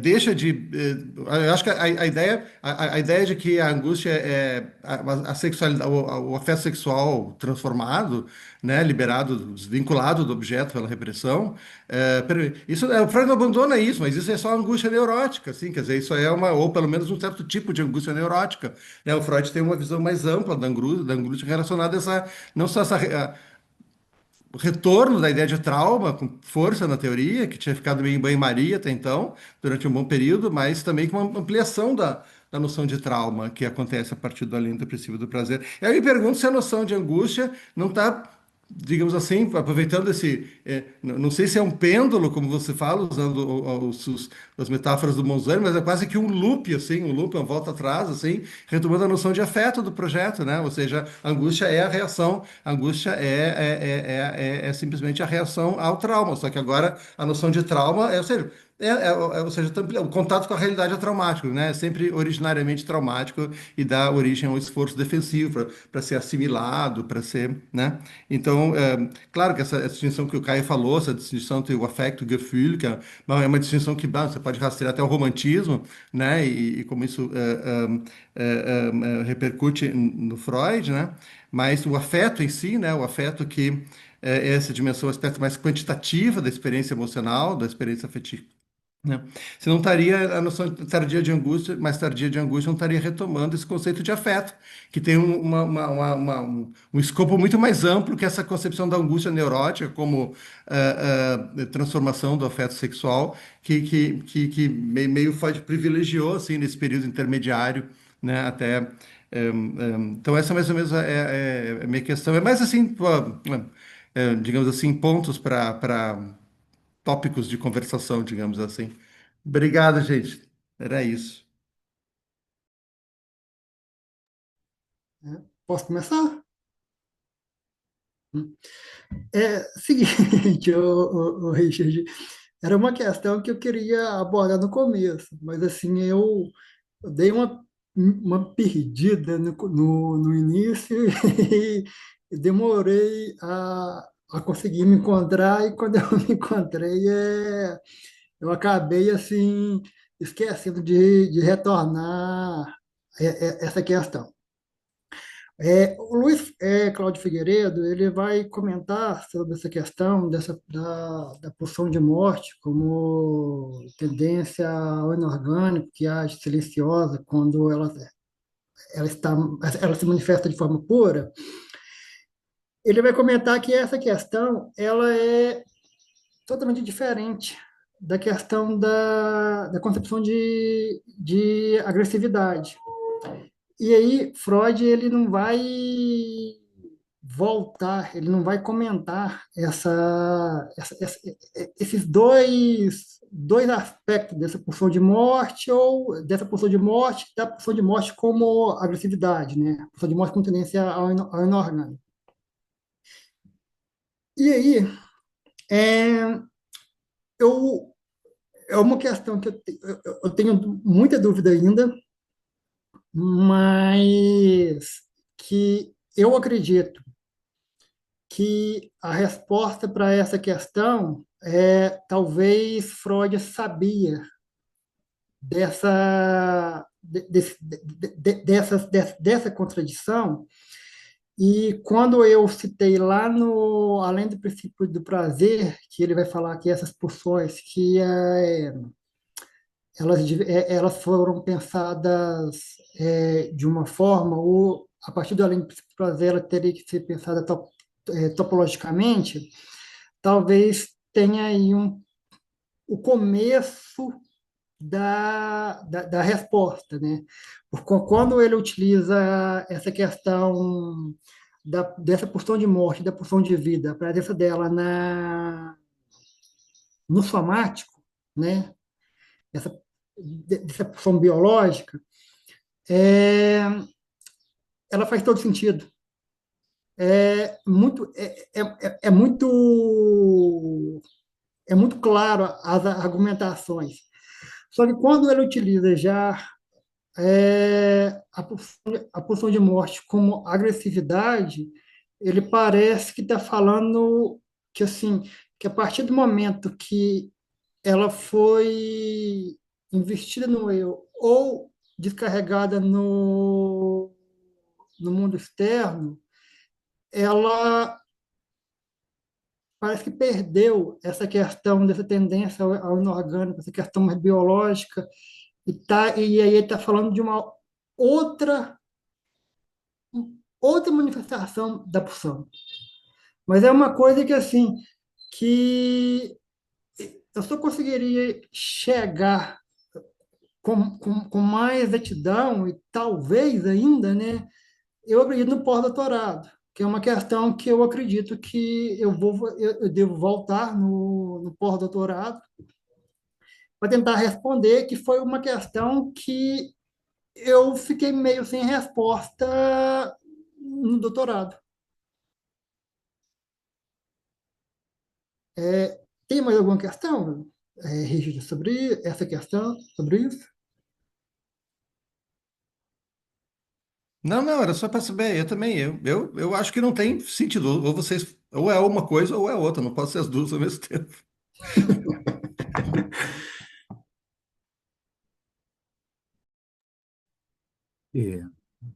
É, professor Richard, é, isso que você coloca é muito interessante. Primeiro dizer que essa ideia de que esse afeto, né, está muito próximo ali no projeto de angústia, é, é uma ideia que eu tive assim coragem de concluir justamente a partir dos teus textos, né, do que você já escreveu sobre isso. Eu sei que você ali tem um conceito que você chama de protótipo, né, são os primeiros protótipos de angústia. Então isso assim, eu trabalho com essa ideia e retirei de você mesmo, né? Quer dizer, te li bastante para a produção da minha pesquisa. Mas tem uma outra coisa, uma outra questão que você coloca que eu queria problematizar um pouco mais, que é a ideia, sim, de fato ali ainda não tem uma certa teoria da libido, né? Quer dizer, principalmente na perspectiva do infantil, mas, de novo, eu vou para essa ideia assim do que se reintegra lá na frente e aí como é que a gente se dá para ficar lendo o passado a partir do que se construiu depois, mas que é uma questão muito difícil de ser resolvida porque, primeiro, essa teoria, na teoria geral dos afetos, o Freud parte do pressuposto de que nos mamíferos, né, os afetos são inscritos por meio de experiências traumáticas.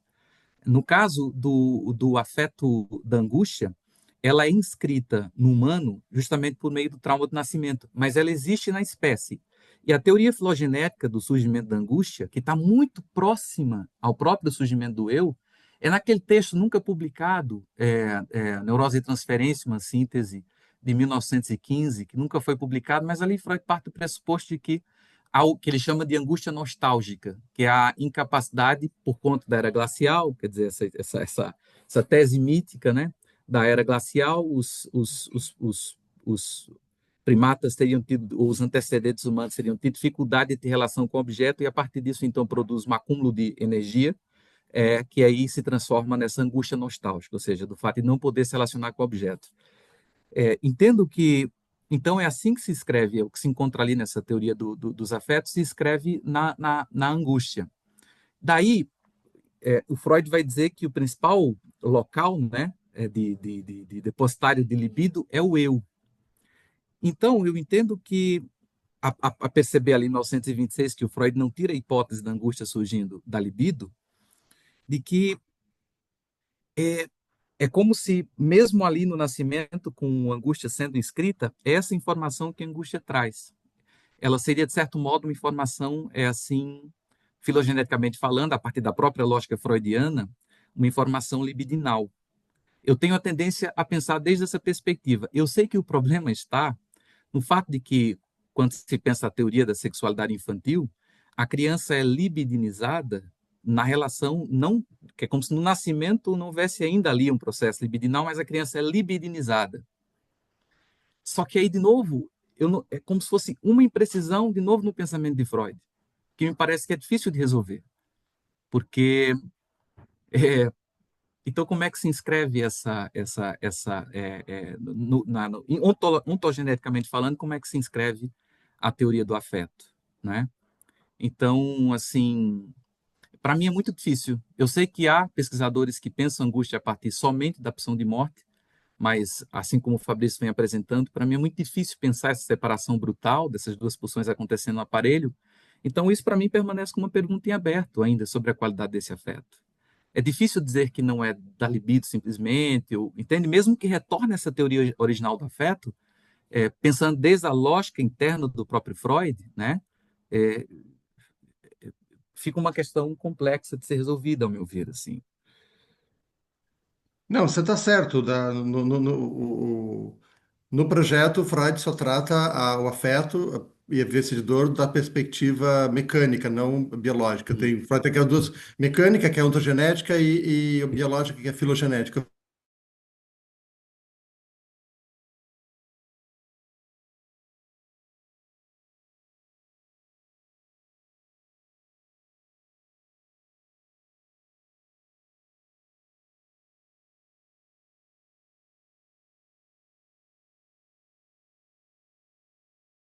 Ou seja, do ponto de vista ontogenético.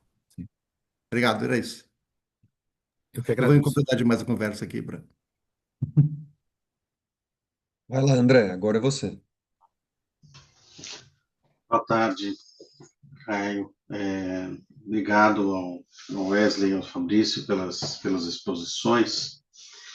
Eu queria fazer algumas observações relacionadas ao tema da angústia, né, um tema que eu acho que talvez esteja mais próximo da pesquisa que eu tenho realizado nos últimos tempos. Bom, Wesley, você colocou logo no início da sua intervenção o problema que diz respeito à distinção entre teoria e hipótese relacionada à angústia, né? E eu acho que nesse tópico é importante tentar pensar um pouco em algumas questões relacionadas ao vocabulário que o Freud emprega, e o Richard fez algumas observações acerca dessa questão. Bom, o Freud tem nesse período aí da elaboração da primeira tópica, né, de 1890, dos anos 1890, ele tem, de fato, uma teoria do ataque histérico, ele tem uma teoria da histeria, ele tem uma teoria sobre a paranoia, ele utiliza, de fato, o termo teoria, né? Ele usa em alemão o termo Theorie, e muitas vezes ele usa o termo Lehre, que algumas pessoas consideram que deveria ser traduzido como doutrina, mas, na verdade, quer dizer, no texto do Freud, ao longo da vida, nós encontramos tanto teoria das neuroses quanto supostamente doutrina das neuroses. É muito difícil, muito problemático estabelecer essa distinção. Mas eu acho importante ter essa questão em mente, ou seja, o fato de que o Freud emprega realmente ali a palavra teoria, teorie, porque isso indica que ele está se ocupando de questões relacionadas a uma psicopatologia, né? E essa psicopatologia não lida apenas com categorias específicas, ela tem um princípio, quer dizer, um núcleo fundamental, né? E a explicação de cada uma dessas vertentes ou dessas variantes possui uma correspondência umas com as outras, né? Então, nesse sentido, ele está, de fato, elaborando uma teoria. Eu acho que as coisas mudam com relação à angústia, talvez já antes mesmo da interpretação dos sonhos, na medida em que o Freud passa a construir uma hipótese acerca da natureza da angústia. E essa hipótese, ou aquelas hipóteses, tem uma relação direta com a própria construção do aparelho psíquico, né? Então, assim, eu diria que a angústia, ao contrário do que se passa com a neurose obsessiva, com a histeria e com a conversão histérica e a fobia, etc., ela é uma categoria que responde mais diretamente pela própria elaboração da noção de aparelho psíquico, né?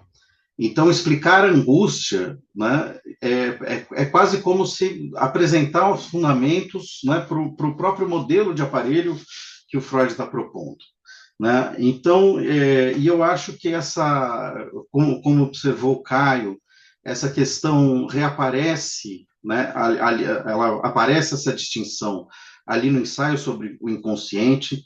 Eu diria que na 25ª Conferência Introdutória de 1917, essa distinção também aparece, quer dizer, há uma separação bastante clara ali entre a manifestação do medo ou do sentimento de angústia e, vamos dizer, a explicação fundamental a respeito do que seria angústia, né? Mas, assim, o Freud, a meu ver, não busca esse mesmo tipo de resposta quando ele trata da neurose obsessiva, da fobia, nem mesmo da histeria, né? Agora, no caso da angústia, sim.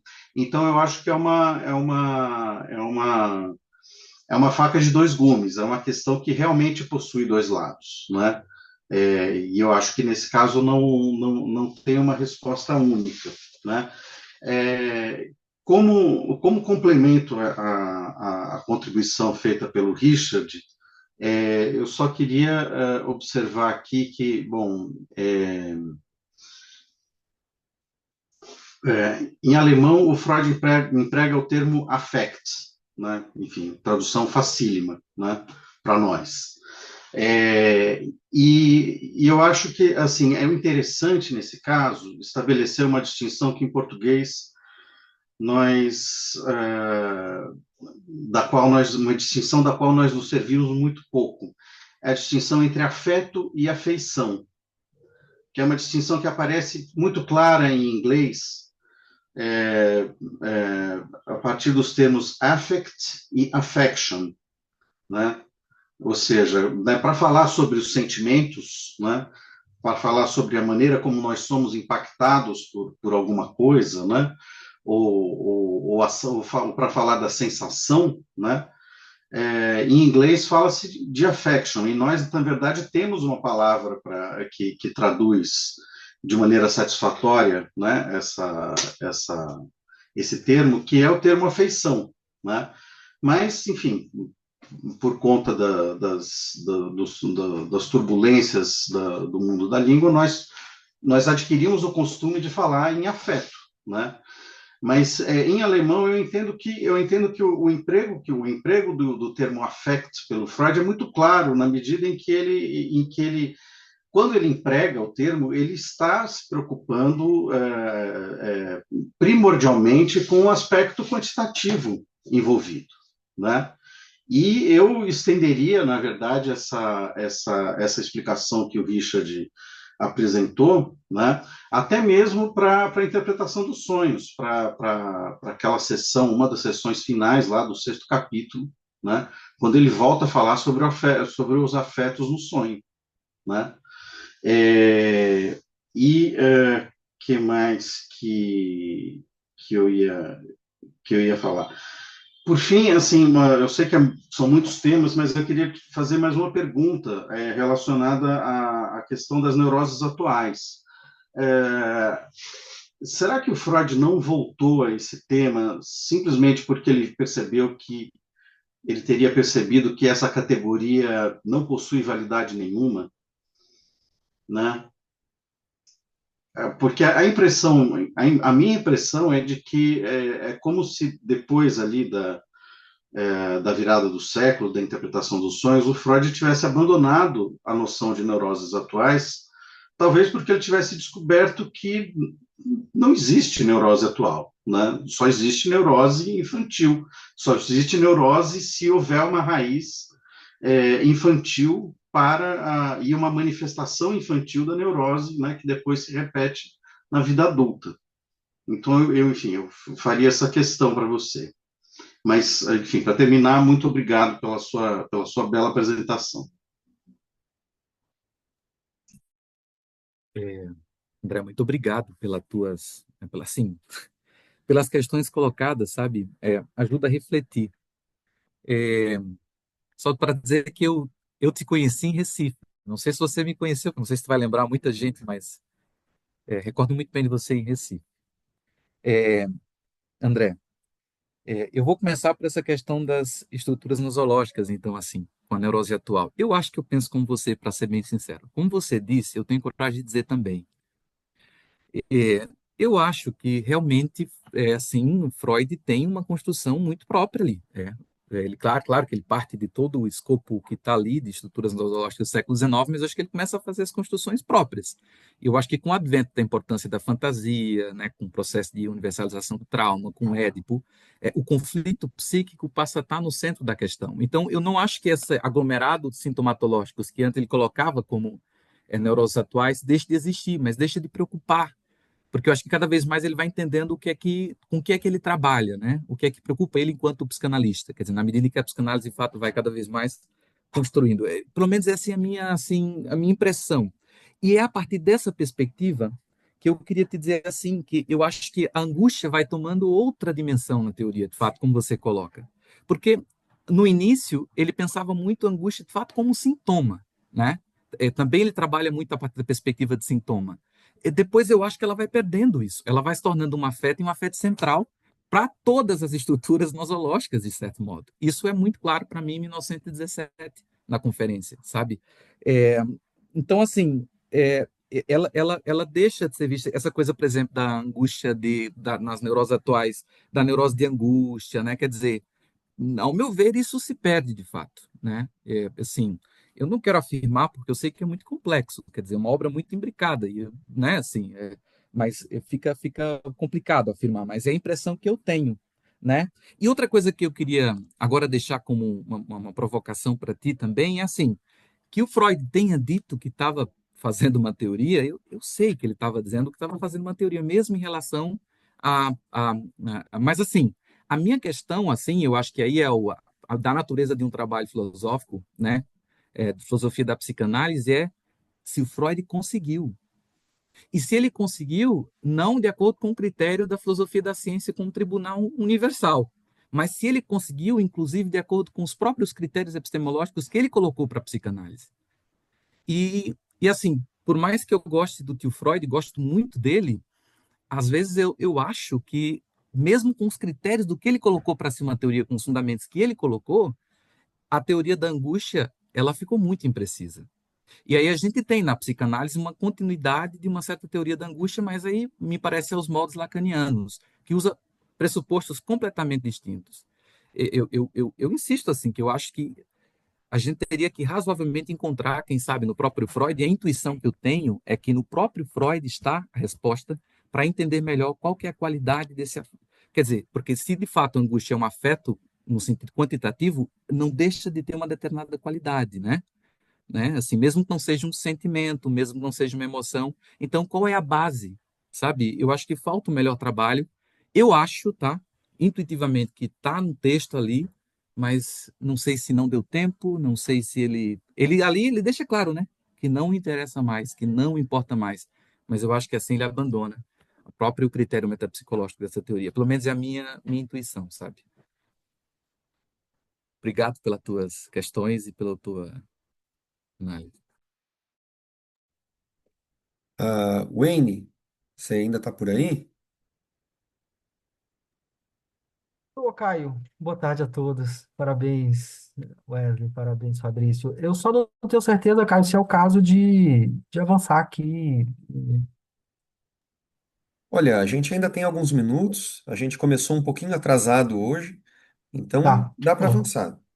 Tá bom. Eu vou fazer bem rapidinho, então, a questão, e aí, Wesley e Fabrício podem responder igualmente, de maneira bem rápida, são mais questões de curiosidade mesmo. Para você, Wesley, assim, de natureza bem metodológica mesmo, a questão que eu tenho. Queria só que você comentasse um pouco de como foi essa experiência, ou está sendo, né, de aplicar um pouco essa metodologia do Monzani a essa análise, né? Dá para ver, quer dizer, sua preocupação é com a teoria da angústia, etc. Mas dá para ver claramente que essa opção, né, o que eu estou chamando aqui de opção metodológica, de aplicação aí desse suposto método Monzani, é, parece que trouxe efeitos assim importantes, né? Você discorda do Laplanche, da dupla teoria, um pouco em função disso, e vejo também na sua argumentação um pouco um certo plano, assim, de concepção monzaniana. Então, só um comentário sobre a aplicação dessa metodologia, assim, o que que você achou de curioso, de interessante ou de produtivo, assim, nesse sentido, né? E para o Fabrício, também é só um comentário, Fabrício, você passou muito rápido, também sei que não é seu tema, mas em algum momento da exposição você apresentou, eu acho que o próprio Freud dá esse exemplo, você disse, né? Agora eu não me lembro exatamente onde, do suicídio como uma expressão, se eu entendi bem, você vai me corrigir, de uma possível expressão da pulsão de morte fora da, dessa versão amalgamada, né?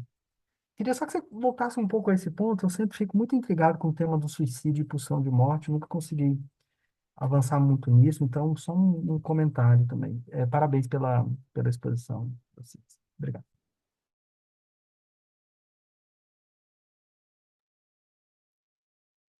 Fabrício, você quer iniciar?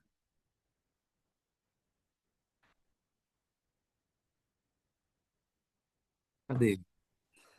Eu estava caçando o sono no lugar errado. Na questão do suicídio, quando ele vai. A gente pode pensar na questão do suicídio como pulsão de morte, porque a gente olha, analisando as argumentações de Freud, ele vai falar o seguinte: há uma acontece alguma coisa e vai causar uma disjunção funcional, né? E essa disjunção funcional, o que ela tende a fazer? A disjunção funcional, o eu se defende e joga essa pulsão de morte para o mundo externo. Só que quando o supereu ele restringe essa pulsão de morte ao exterior, ele introjeta essa pulsão de morte como agressividade e ele vai descarregar essa pulsão de morte como agressividade no eu. E aí ele vai causar o extermínio do sujeito, né? E aí a, a minha dificuldade de pensar essa questão do suicídio como também uma participação da libido é o seguinte: se a libido ela busca preservar o eu, buscar a sua autopreservação e a sua manutenção, como é que a gente pensaria nessa questão que ela poderia estar amalgamada com essa pulsão de morte, né? E aí, e um outro argumento que leva a gente a pensar essa questão dessa pulsão de morte de forma pura, como agressividade, seria que Freud fala o seguinte: em Eu e o Id, ele vai falar o seguinte: se a libido narcísica ela não se defender dessa pulsão de morte com agressividade que foi descarregada pelo supereu no eu, o indivíduo leva ao seu autoextermínio. Tem alguma questão sobre esse assunto, William? Não, não, não, obrigado, Fabrício. Era só te ouvir mesmo, porque eu estava com aquela. Tem uma argumentação lá no Além do Princípio do Prazer, né? A argumentação não é exatamente como eu vou dizer aqui, mas é assim. A vida quer morrer naturalmente, né? Tem um argumento lá nesse sentido, assim. Mas não é essa a melhor formulação. Agora eu me esqueci. Mas assim, era isso mesmo, era um comentário assim para pensar essa questão. Parabéns pela pesquisa, viu, Fabrício? Obrigado. Obrigado.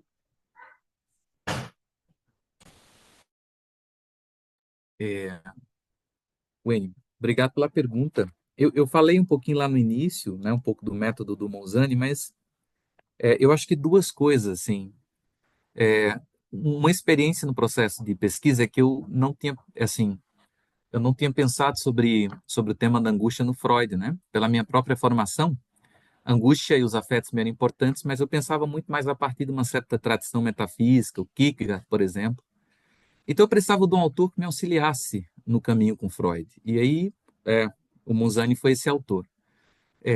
Eu gosto do Monzani porque eu acho que um pouco diferente do Osmi, do professor Osmi Gabi Júnior, eu acho que o Monzani tem uma leitura mais trágica de Freud, sabe? Com essa perspectiva do paradoxo do prazer. E assim, aplicando nos textos, né? Eu até brinquei no início, acho que eu fui radical na aplicação, tornando-me quase discípulo do Monzani. De fato, foi de muita valia, sabe? De muita valia, assim. Eu acho que era. Só que o Monzani é um bricoler, né? Porque ele. Bom, o que fazem todos os grandes intérpretes, ou alguém que faz uma contribuição, eu não sinto que ele inventou, né? Muita coisa está presente em Laplanche, e ele deixa claro isso, mas ele tem coragem de aplicar e vai até o final, sabe? Então eu sinto que foi assim de grande valia para o trabalho, mas em especial eu sinto que quando leio a partir dessa perspectiva monzaniana, eu sinto que faço um trabalho um pouco decolonial também, sabe? Lendo o Freud, lendo o autor germânico, mas um pouco também a partir da perspectiva das contribuições do que já se construiu aqui. Então, assim, eu fiquei feliz de ter tido esse encontro com esse autor, sabe? Me ajudou muito no trabalho, foi uma experiência bacana. Eu só queria dizer uma coisa que lembrei não, eu encontrei aqui o autor italiano, Caio. Queria deixar assim, você deve conhecer, é o Antonio Imbasciati. Esse cara tem uma leitura que pode ser complexa, porque ele tem uma leitura cognitiva da psicanálise, mas eu acho que ele contribui muito para esse debate entre, sabe, afeto, representação, afeto, Legal. emoção. Tomei nota aqui, Wesley. Obrigado. É isso, Wayne. Eu não sei se, como não tem muito tempo, eu queria deixar mais dito assim, né? Assim, Perfeito, obrigado, Wesley. Parabéns aí pelo trabalho. Bom, pelo horário, então acho que a gente pode encerrar, né? A gente começou um pouquinho atrasado, a gente termina um pouquinho depois também. Quero agradecer a presença, né, de todas as pessoas aqui, né, sempre muito fiéis, né, às reuniões científicas da rede e, né, claro, aos nossos conferencistas, né, o Fabrício e o Wesley, né.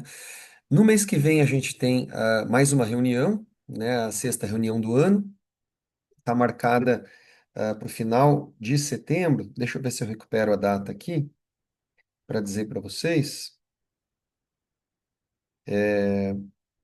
Dia 29/9. Né? A gente tem uma fala do Tiago e a gente tem ainda uma fala em aberto, né, que teve acho que a gente precisou mudar uma data, né? Então a gente ainda tem aí né, uma vaga, né, para quem quiser aí propor um trabalho, né, ou propor o trabalho de algum orientando, tá bom? Então tá certo. Então, bom final de tarde para todo mundo e até a próxima reunião. Tchau, tchau, Um gente. Um abraço. abraço, tchau, parabéns a tchau, todos. gente. Obrigado. Tchau, Tchauzinho. tchau. Tchau, Obrigado. tchau, pessoal. Até mais. Tchau, gente. Obrigado, um abraço. Até mais.